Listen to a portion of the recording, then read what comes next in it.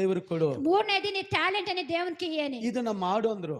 దీన్ని చేయి అని చెప్ప్ರಿ. ಅವ್ರು ಏನ್ ಮಾಡಿದ್ರು, ತೀರ್ಮಾನ ಮಾಡಿದ್ರು, 10ರಲ್ಲಿ ಒಂದು ಭಾಗ ಕೊಡ್ಬೇಕಲ್ಲ, ಕೊಟ್ಟು ಬಿಡೋಣ. అప్పుడు వాళ్ళు తీర్మానం చేసుకొండ్రి 10లో ఒక భాగం మేల్కడ ఇచ్చేస్తాము. ಇವರು ಇಂಪ್ರೂವ್ಮೆಂಟ್ ಭಯಂಕರವಾಗಿ ఇస్తా వాళ్ళ ఇంప్రూవ్మెంట్ చాలా అయింది. 10ರಲ್ಲಿ 2 ಭಾಗ ಕೊಡಕ್ಕೆ ರೆಡಿ ಆದ್ರು.